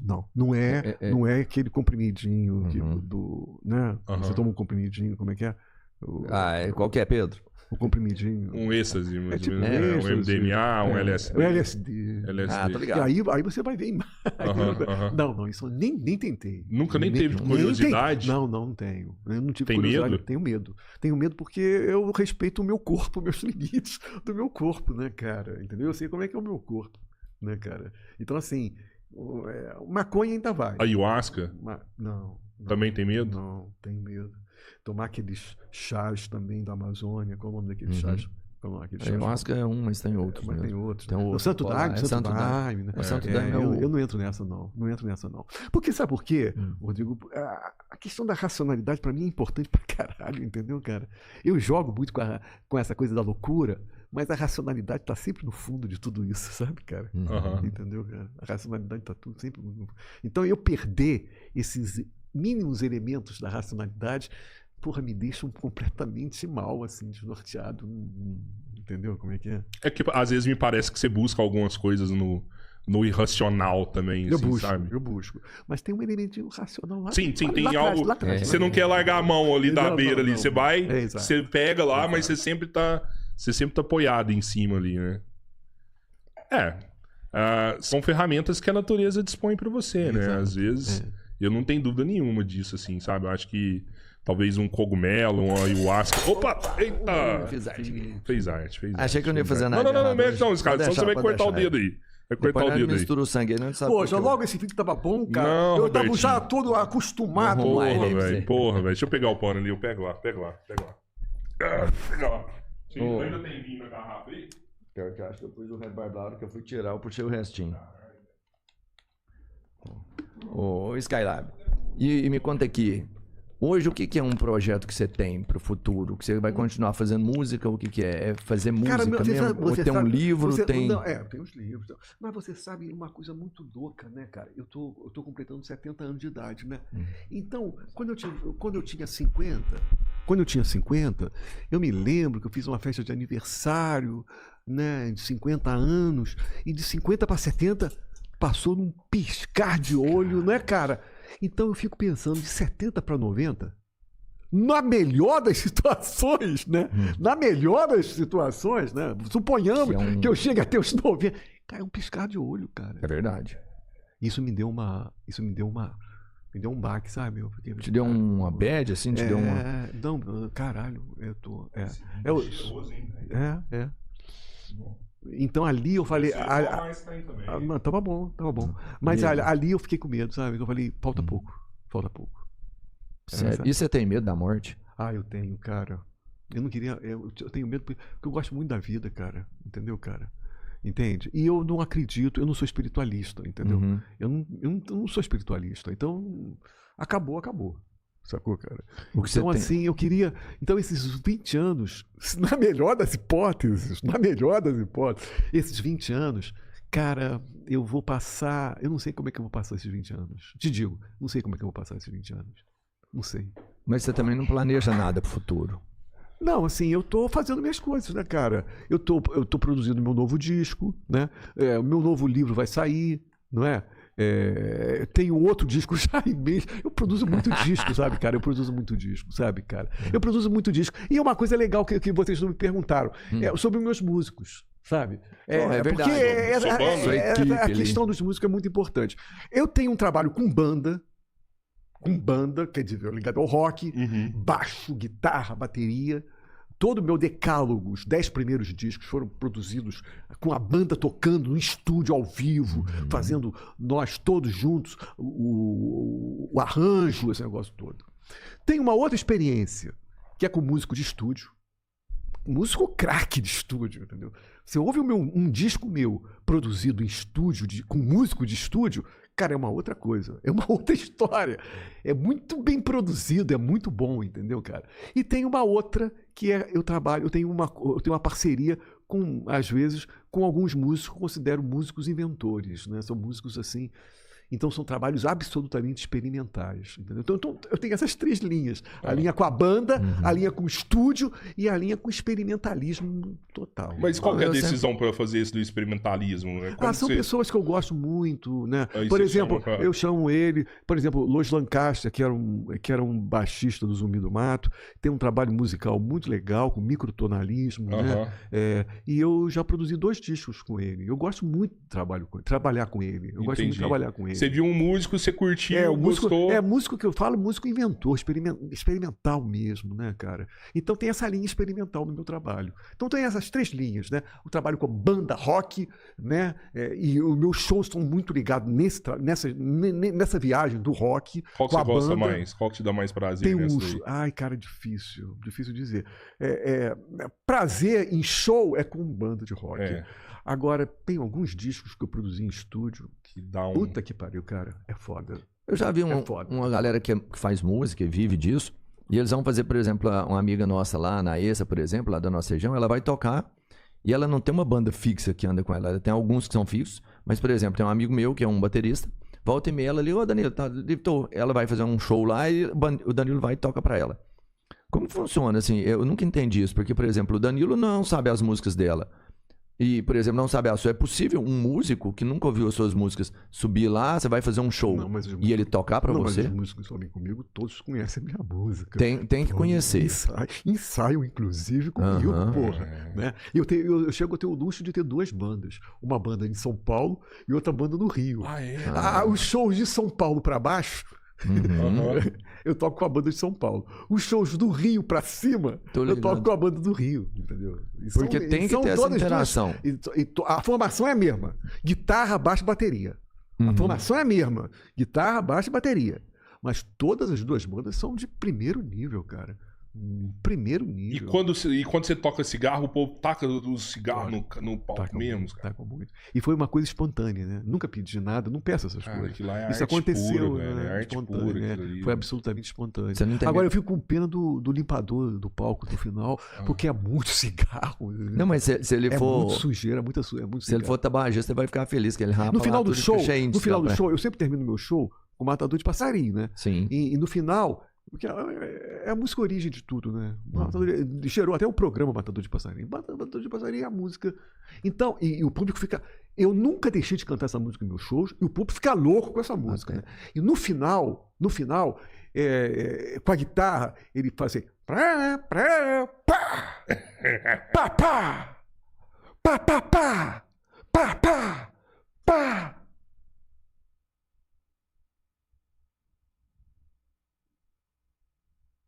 Aí é um silêncio. Aí é um silêncio absoluto no público, sabe? A maioria das vezes eu faço isso. Pá! E termina o show. E todo mundo. É um show lindo, sabe? Isso é arte pura, velho. É muito foda. Mas tem vezes que eu atiro. Pá! E aí eu caio no meio do cigarro. Caramba. Mas eu caio nos 5 minutos ali parado. E o público não sabendo o que fazer, cara. Eu não sabe. É um corpo jogado, né, cara? É um corpo jogado, é um corpo jogado no meio dos cigarros ali, tudo ali, né, cara? Aí quando o público já tá inquieto, né? Acorda! E eu tô lá parado, jogado, é um corpo jogado, né, imóvel. Aí tem uma hora que a banda volta, começa a tocar, você vai continuar fazendo música, que é a música, outra música muito importante do meu repertório. E aí eu me levanto, como se estivesse renascendo, né? E aí eu canto, você vai continuar fazendo música. Apesar de tudo ruim, tudo negativo. A música é isso, fala disso. Tá tudo ruim. Velhos e criancinhas, todos te acham maluco. E você vai continuar fazendo música. E eu vou falando as coisas mais terríveis. Todas as gravadoras estão de portas fechadas. E você vai continuar fazendo música, sabe? Isso é um hino do meu público, para mim, pro meu público, essa música é um hino, né? E aí, cara, quando eu tô cantando essa música, o público invade o palco. Sério? Invade o palco. Aí é o êxtase. Sempre. Vira um frenesi ali. Invade o palco. Você já escutou isso muito na sua vida? Invade o palco. Você vai continuar fazendo música? Minha mãe vivia dizendo isso. Sua mãe falava? Meu filho, você vai ficar perdendo seu dinheiro. Nunca ganhou. Eu tenho uma frase que eu falo: nunca ganhou dinheiro, muito pelo contrário. Muito pelo contrário. E como é que você decide? O que passa por você? Tipo, hoje eu vou tirar e hoje eu vou fazer assim. Isso é uma coisa muito do momento. Eu nem quero que o meu público, meus músicos saibam disso. É no momento, entendeu, cara? É no momento que eu vou. No meu último show... Mas não é aleatório. No penúltimo show eu morri. No último show, não. No último show eu dei o tiro pra fora, né? Então, porque há um momento de expectativa, né? Há um momento de silêncio, de porra, né? É que sua música também tem essa relação com a morte também, né? Total. O que não é isso que eu falei. Tem influência de Machado de Assis nisso daí? Não, Machado não. Tem muita influência de Nietzsche. Se bem que Machado de Assis é um autor... Memórias póstumas de Brás. Não, Machado de Assis é um autor que mora aqui. Eu imagino. Mas assim, não, esse negócio da morte é Nietzsche. Eu vou te explicar por quê. Porque a questão da morte, que está muito presente na minha música, você falou muito bem, é isso mesmo, está muito presente o tempo inteiro, ela não é necessariamente triste. Entendeu? E aí tem muito do pensamento nietzschiano. Mas a morte não era triste para Nietzsche? Não. A morte era uma coisa meio libertadora, de você se... Porque, assim... Mas pra Nietzsche, morte é como se você considerasse o ser humano fazendo parte da natureza, cara. Entendeu? Então você vai morrer, as tuas moléculas vão ser libertadas. As tuas moléculas químicas vão ser libertadas, vão para outros lugares. Você está em movimento. Mesmo morto, você está em movimento. A matéria está em um movimento. Sabe o que é? Então, para o Nietzsche, essa questão do movimento é muito importante, cara. A morte não é necessariamente coisa triste. A tristeza vem muito da Igreja Católica, né? Da alma, do pensamento. Nietzsche não pensa na questão da alma. Não, Nietzsche está pensando na vida. Descaralhou para isso. Há uma diferença entre a vida e a alma, a pessoa. A pessoa já era, meu amigo, mas a vida continua, as tuas moléculas, a vida continua, né? Tem um poema do Augusto dos Anjos sensacional que ele fala do verme comendo a tua... Aquilo ali é de uma vida intensa, cara. Eu transformei esse poema numa música, musiquei esse poema e está no meu disco A Mesa de Dissecação, né? Que eu canto esse poema do Augusto dos Anjos. Cara, os vermes estão comendo a carne da pessoa, aquilo ali é uma vida borbulhando de vida, porra! Entendeu o que eu quero dizer, é uma vida alimentando milhares de outros. Borbulhando de vida. O pensamento nietzschiano não é da pessoa individual, é da vida, cara. Eu vou te falar uma coisa, você enxergando a morte com essa proporção de que não é terrível e tal. Se eu tô lá no palco, você pega uma faca lá, eu já não fico perto mais não, viu? Você pega uma faca? Mas eu tinha uma música, né? Açougueiro das Almas, né? Mas com uma faca, pô. Então, você viu, acho que a morte é ruim. Você viu isso na internet? Você não, viu na internet? Não, porque tem uma música chamada Açougueiro das Almas, que eu vou falando das carnes, né? Quanta saudade dos antigos matadouros, da vaca prenha abatida sem perdão, dos bezerrinhos que gritavam em agonia, do sangue quente espalhado pelo chão. Quanta saudade dos antigos açougueiros. E no final da música eu pego a faca, vou para uma pessoa, normalmente eu escolho uma mulher, e começo a menina fica em desespero, completo desespero, e eu termino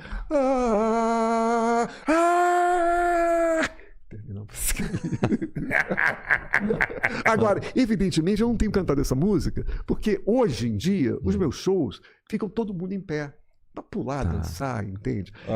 Nessa época, essa música eu preciso das pessoas sentadas na plateia, sentadas para eu poder escolher. Já pensou em tocar com orquestra sinfônica? Nossa, assim? Seria um sonho para mim, né? Seria um sonho. Nossa. Seria um sonho para mim. Isso é lindo, né, cara? Pô, esse cara da Filarmônica de BH. E tem um jazz sinfônico lá em São Paulo que vem fazendo esse trabalho com várias cantoras brasileiras populares, né? Tocando com orquestra. Tem feito. Olha um homem-rata agindo. Um homem-rata, e bora. Tem feito muito bora isso. fazer isso aí. Todd, que é tipo uma filarmônica tocando com a cantora. É isso, não é? É isso. Tem aparecido muito na TV muito Cultura. Próximo assim do que você tem. Seria uma versão nacional. É isso. Talvez de um dos maiores clássicos, né? Você já chegou a ter alguma relação com a religião? Não, nenhuma. Eu era católico. Nem pequeno? Pequeno, sim. Eu era católico, meu pai era muito católico, meu pai ia ser padre. Aí conheceu minha mãe e acabou. Se desvirtuou.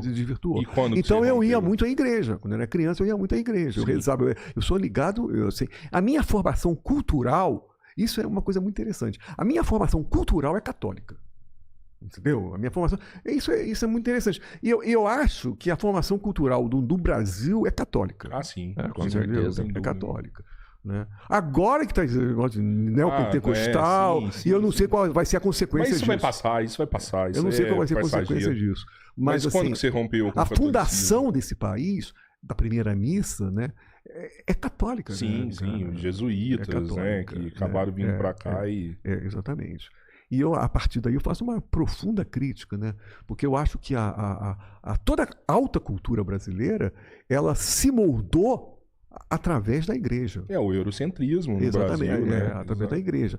Qual é a consequência disso? A consequência é que, por exemplo, escritores maravilhosos, como Guimarães Rosa, Drummond, Machado, tinham uma certa dificuldade de falar de sexo. Entendeu? Quem libertou, uma certa dificuldade, fala com uma forma muito metafórica. Mas até Machado de Assis. Até Machado. De uma forma muito metafórica. Você vai entender o que eu quero dizer. Quem libertou o sexo e que começou a falar da maneira direta, da maneira chula e direta, foi o funk. O funk libertou essa cultura brasileira de um tabu. Entendeu? Então, eu acho que o funk tem uma importância muito grande. Esse funk evidentemente que os moralistas vão dizer, palavra de baixo nível. Nossa, quanto baixo nível. Quanto baixo nível, meu Deus. Não aguento esse baixo nível. Mas era esse o discurso do início do século XX em relação ao samba. Mas você acha que mais Em relação ao samba. Era esse mesmo discurso. A elite brasileira tinha o mesmo discurso. O sambista era uma pessoa marginalizada. Um pecador ali, né? Mesma coisa. A sociedade brasileira, ela tem essa coisa preconceituosa e isso se deve muito à Igreja Católica. Foi o catolicismo que está nos fundamentos desse país, no início da colonização desse país. A Igreja Católica tem um papel muito pesado, né? Inclusive na estruturação da elite brasileira. Eu entendo o que você quer falar, mas eu acho que esses movimentos sociais têm mais influência ainda. Se tu pegar um movimento LGBT, ele é fundamental para tirar esse negócio do pecado, do sexo na sociedade, né? As lutas, né? Eu já falei aqui várias vezes, eu vi um vídeo da década de 80, assustei ali, o povo falando que tinha que matar homossexual, que isso é uma doença. Mudou muito. O funk contribuiu? Lógico. Mas eu acho que esses movimentos sociais contribuíram mais. Sim. Agora, eu fico triste porque a população ela não consegue enxergar o quanto o sexo é um problema na vida das pessoas. Se as pessoas tivessem sua vida sexual resolvida, a gente teria, assim, metade dos problemas que a gente tem na sociedade não existiria. Agora, não há dúvida que a sociedade brasileira, ela vive um confronto, né? Através do neopentecostalismo, né? Através dessa igreja americana que vem entrando na sociedade brasileira e está crescendo. Não dá para se desconsiderar isso, não. Você dizer que isso vai passar, complicado. Não dá para desconsiderar isso, não. O Lula não desconsidera isso, não. Eu te entendo. Tá aí o Jorge Messias que prova. O Jorge Messias que prova isso. Né? O Lula não desconsidera isso, não. Ele tá até aí nas igrejas já. É lógico. Mas a gente tem que se confrontar isso. Entendeu? Então, esses movimentos que você acabou de falar são fundamentais. Fundamentais. É uma luta mesmo, cara. É uma luta. Rodrigo, veja bem, cara. A política não tem nada estacionário. A política está em movimento o tempo inteiro. As forças estão em movimento o tempo inteiro. Em conflito o tempo inteiro. Nada é previsível. Em política, nada é previsível. A esquerda tem que ficar muito consciente disso. Que ela já tomou um golpe lá em 2018. Nada é previsível. Tem que meter a mão na massa. Entendeu? Porque o tempo todo forças em confronto. Não te dá segurança de nada o futuro. De nada. Você tem que lutar muito. Qualquer deslize retrocede. 20, 30 anos a gente perde. E é isso mesmo. É a sensação de imprevisibilidade. A política é isso. É a sensação de imprevisibilidade. Porque as forças estão em confronto o tempo inteiro. A prova disso é o golpe que tentaram dar no país de novo. Também. Anos depois. Também. Quem imaginava que o país ia passar por isso de novo? Também. Quem imaginava o exército brasileiro tentando dar um golpe de novo na democracia? E uma coisa tão estranha, né? Porque eu estive em Brasília, eu fiz show lá em Brasília, e aí eu pedi pro cara me levar para os acampamentos. Cara, me passou uma sensação. Tu foi naqueles acampamentos ali? Passei de carro, né? Não cheguei a entrar lá dentro. Mas a sensação que eu tive ali de perto, uma sensação estranha, com aqueles caras do exército ali, estranhíssimo, com aquelas tendas. Estranhíssima aquela sensação. Me deu uma sensação desagradável quando eu passei por ali, sabe? E depois explodiu esse momento. Eu imagino o quanto deve ter sido ruim pra você, porque você viveu isso lá atrás, né? Eu imagino. É foda. Pô, acho que é isso, hein? Legal demais. Foi muito chato, né? Não. Foi chato pra caralho, né, cara? Você pode falar Nada. que qualquer episódio seu foi qualquer tipo de situação. Mas eu acho que chato, nunca vai ser. É sempre surpreendente. Nada, zero. Isso é incrível. A galera cara. que quer te acompanhar, te seguir, tem uma rede social que você sabe que fica mais fácil de seguir. Não, tem meu Instagram, né, cara? Tem meu Instagram, que é o principal, né? A porta de entrada é meu Instagram. É o @Rogério.skylab. Né? Bateu um Rogério Skylab também acha na internet. Ah, eu acho que acha. Vamos fazer um show lá em Araguari? Porra, com o maior prazer, cara. Com o maior prazer, cara. Eu faço um show com o maior prazer. Fiz em Uberlândia, eu falei pra você, né? Mas assim, faço em Araguari numa boa, cara. Numa boa. Você precisa de quantos quartos, quantas toalhas no seu Olha, camarim? eu viajo, a minha produção é muito enxuta, sabe? Justamente para poder viajar muito, a minha produção é enxuta. Sou eu, mais os 3 músicos e mais a minha produtora. É um total de 5 pessoas. Certo. Nada mais do que isso. Enxuto. Eu sei disso. Porque tem equipes aí de outros artistas que é grande pra caramba. A minha equipe é enxuta. E tu tá disposto a ir pra qualquer lugar pro Brasil? Qualquer lugar, cara. Porque amanhã eu vou morrer, cara. Entendeu? Você entendeu o que eu quero dizer? Sim, não é amanhã, mas... Obrigado, viu, Rogério? Muito bom. É isso, É Albertinho? isso aí, né? Então comentem aí o que vocês acharam do episódio, deixa o like e até a próxima. Fui. Valeu.